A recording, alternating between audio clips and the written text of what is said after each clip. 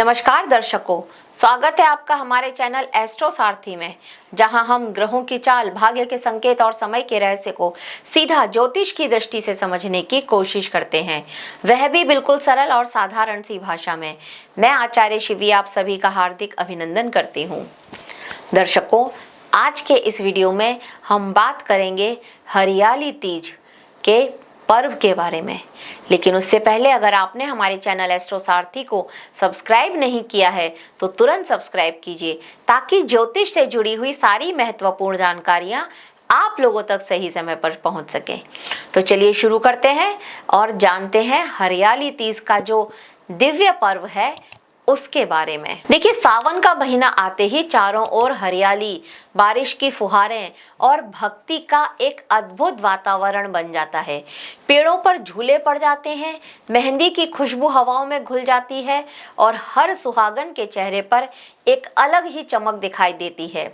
इसी पावन सावन में आता है हरियाली तीज का महापर्व, जो प्रेम, भक्ति, सौभाग्य और शिव पार्वती के दिव्य मिलन का प्रतीक माना जाता है। इस साल हरियाली तीज शनिवार 15 अगस्त को मनाई जाएगी और हिंदू पंचांग के अनुसार सावन शुक्ल पक्ष की तृतीया तिथि का प्रारंभ 14 अगस्त की शाम को 6:46 पर होगा और इसका समापन 15 अगस्त की शाम को 5:28 पर होगा। उदया तिथि के अनुसार यह पर्व 15 अगस्त को ही मनाया जाएगा। तो दर्शकों, हरियाली तीज केवल एक त्योहार नहीं है, बल्कि सनातन जो हमारी संस्कृति है, भावनाओं से जुड़ा हुआ एक आध्यात्मिक उत्सव है। ये पर्व हमें प्रेम, समर्पण और रिश्तों की पवित्रता का संदेश देता है। ऐसा कहते हैं कि इसी दिन भगवान शिव ने माता पार्वती की कठोर तपस्या से प्रसन्न होकर उन्हें अपने जो पत्नी के रूप में उनको स्वीकार किया था, और इसी कारण विवाहित महिलाएं अपने पति की लंबी आयु और सुखी वैवाहिक जीवन के लिए इस दिन को सेलिब्रेशन करती हैं। बहुत जगह तो यहाँ पर मतलब इस हरियाली तीज का व्रत भी रखा जाता है।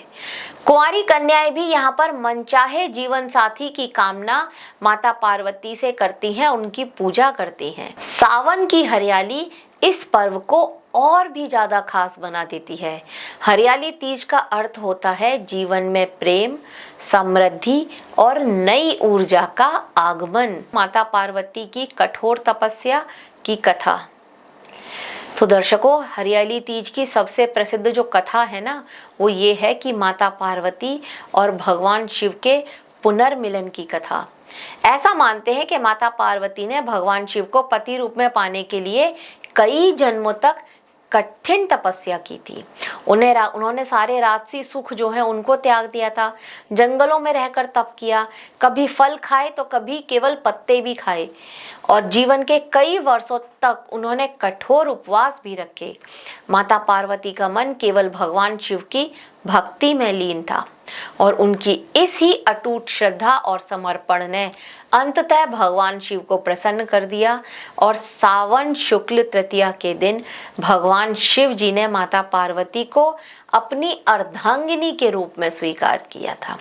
और यही कारण है कि हरियाली तीज को शिव और शक्ति के दिव्य मिलन का पर्व कहा जाता है। ये कथा हमको सिखाती है कि सच्चा प्रेम धैर्य, त्याग और विश्वास ये मांगता है। भगवान शिव वैराग्य और चेतना के प्रतीक हैं और माता पार्वती शक्ति, प्रेम और समर्पण की प्रतिमूर्ति हैं। दोनों का ही मिलन जीवन में संतुलन और पूर्णता का संदेश देता है। इसीलिए हरियाली तीज केवल महिलाओं का त्योहार नहीं है, बल्कि प्रेम और आध्यात्मिक शक्ति का उत्सव है। तीज की पूजा और विधि तथा शुभ सामग्री। अब बात करते हैं तीज की पूजा विधि के बारे में। देखिए, इस दिन सुबह जल्दी उठ करके स्नान करके स्वच्छ होकर के हरे या लाल वस्त्र धारण करने चाहिए।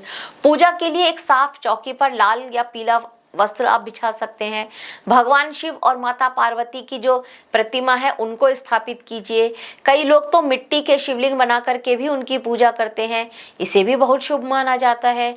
पूजा सामग्री में आप बेलपत्र, धतूरा, दुर्वा, अक्षत, चंदन, घी, कपूर, धूप, दीप, पंचामृत, गंगाजल, नारियल, फल, मिठाई और विभिन्न प्रकार के पुष्प शामिल कर सकते हैं और माता पार्वती को 16 श्रृंगार अर्पित किए जाते हैं, जिसमें सिंदूर, चूड़ियां, बिंदी, मेहंदी, काजल, बिछिया, पायल और मंगलसूत्र जैसी वस्तुएं शामिल होती हैं। लाल रंग की चुंदरी माता को बहुत प्रिय है। भगवान शिव जी का दूध, दही, घी और शहद से अभिषेक किया जाता है। इसके बाद चंदन अर्पित लगा करके बेलपत्र और धतूरा अर्पित करते हैं और ओम नमः शिवाय इस मंत्र का जाप करते हैं। पूजा के अंत में महिलाएं परिवार की सुख समृद्धि और पति की लंबी आयु के लिए प्रार्थना करती हैं शिव पार्वती जी से। हरियाली तीज की परंपरा और सिंधारे का महत्व। हरियाली तीज की सबसे सुंदर बात इसकी पारंपरिक रस्में हैं। इस दिन महिलाएं हरे या लाल रंग की साड़ी पहनती हैं, मेहंदी लगाती हैं, हाथों में हरी चूड़ियां धारण करती हैं, पेड़ों पर झूले डाले जाते हैं और महिलाएं सावन के गीत गाते हुए झूला झूलती हैं। ये दृश्य पूरे वातावरण को आनंद और उत्साह से भर देता है। हरियाली तीज का जो सिंधारा होता है, जिसे इसको सिंधारा तीज भी बोला जाता है, हरियाली तीज को, तो ये सिंधारा जो होता है ये विवाहित बेटियों को उनके मायके से भेजा जाता है। यहाँ पर इस सिंधारे में घेवर, मिठाइयाँ, मेहंदी, चूड़ियाँ, श्रृंगार सामग्री, नए वस्त्र ये शामिल होते हैं। कहीं कहीं फैनी भी इसमें रखी जाती है।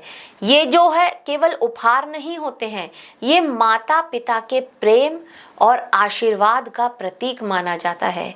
हमारा जो राजस्थान, हरियाणा और उत्तर प्रदेश के जो राज्य हैं, यहाँ पर सिंधारा की परंपरा बड़े उत्साह के साथ निभाई जाती है। तीज के दिन घेवर और मालपुआ जैसी पारंपरिक मिठाइयों का विशेष महत्व होता है। हरियाली तीज पर क्या करना चाहिए? अब देखिए, तीज के दिन कुछ कार्य जो हैं वो बेहद शुभ माने जाते हैं। इस दिन महिलाओं को 16 श्रृंगार अवश्य करना चाहिए। हरे या फिर लाल वस्त्र पहन सकते हैं, मेहंदी लगाना, हरी चूड़ियां धारण करना ये सौभाग्य का प्रतीक माना जाता है। भगवान शिव और माता पार्वती को की संयुक्त पूजा करनी चाहिए, क्योंकि शिव और शक्ति दोनों का एक साथ होना ही पूर्णता का प्रतीक है। झूला झूलना, सावन के गीत गाना भी बहुत शुभ माना जाता है। दान पुण्य इसका तो विशेष महत्व होता ही है। सुहागिन महिलाओं को श्रृंगार की सामग्री दान करना ये भी माता पार्वती की विशेष कृपा दिलाता है। यदि संभव हो तो शाम के समय शिव मंदिर जाकर के भगवान शिव का दर्शन अवश्य करें। कई महिलाएं निर्जला व्रत भी रखती हैं आज के दिन और कुछ फलाहार करती हैं, लेकिन सबसे महत्वपूर्ण चीज़ यहाँ पर होती है श्रद्धा और भक्ति। हरियाली तीज पर क्या नहीं करना चाहिए? इस तीज पर आपको कुछ नियमों का पालन करना बहुत जरूरी है। जैसे काले और नीले वस्त्र पहनने से बचना चाहिए, क्योंकि ये रंग बहुत अशुभ माने जाते हैं। महिलाओं को नाखून काटना, बाल काटना, थ्रेडिंग कराना ये सब नहीं करना चाहिए। कई महिलाएं एक दिन पहले ही बाल धो लेती हैं, क्योंकि तीज के दिन बाल धोना भी शुभ नहीं माना जाता है। व्रत रखने वालों को तामसिक भोजन नहीं करना चाहिए। मांस, मदिरा, लहसुन और प्याज इनसे थोड़ा सा दूरी रखनी चाहिए और राहु काल में पूजा नहीं करनी चाहिए। पूजा आप हमेशा शुभ मुहूर्त में ही करें। क्रोध, झूठ और किसी का अपमान करने से भी बचना चाहिए, क्योंकि व्रत केवल शरीर का नहीं बल्कि मन की शुद्धता का प्रतीक है। यदि आप निर्जला व्रत रख रही हैं तो पूरे दिन भगवान शिव और माता पार्वती का ध्यान करें, सकारात्मक विचार रखें अपने। हरियाली तीज का आध्यात्मिक संदेश। हरियाली तीज का जो अंतिम और सबसे गहरा संदेश है प्रेम, विश्वास और समर्पण का है। माता पार्वती की तपस्या हमें सिखाती है कि जीवन में सच्चे प्रेम और लक्ष्य के लिए धैर्य और श्रद्धा आवश्यक है। ये पर्व हमें रिश्तों की अहमियत समझाता है। पति पत्नी का संबंध केवल एक सामाजिक संबंध नहीं है, बल्कि आत्मिक जुड़ाव का प्रतीक बन जाता है। सावन की हरियाली हमें यही सिखाती है कि कठिन समय के बाद जीवन में खुशियां और नई शुरुआत अवश्य ही होती है। तो भगवान शिव और माता पार्वती का मिलन जीवन में संतुलन का संदेश देता है। जहाँ शिव त्याग और वैराग्य के प्रतीक हैं, तो माता पार्वती प्रेम और शक्ति की प्रतिमूर्ति हैं। हरियाली तीज हमें प्रकृति से जुड़ने, रिश्ते को मजबूत बनाने और जीवन में सकारात्मक ऊर्जा भरने की प्रेरणा देता है। तो इस पावन पर्व पर भगवान शिव और माता पार्वती से यही प्रार्थना करते हैं कि आप सभी के जीवन में प्रेम, सुख, समृद्धि और अखंड सौभाग्य सदैव बना रहे। तो दर्शकों, यह था हरियाली तीज के बारे में एक जानकारी हमारी तरफ से आप सभी के लिए। आशा करते हैं कि आपको हमारे द्वारा दी गई जानकारी अच्छी लगी होगी। अगर अच्छी लगी है तो हमारे वीडियो को लाइक करें, शेयर करें और हमारे चैनल एस्ट्रो सारथी को सब्सक्राइब करना ना भूलें। आप सभी को हरियाली तीज की बहुत बहुत शुभकामनाएं। धन्यवाद।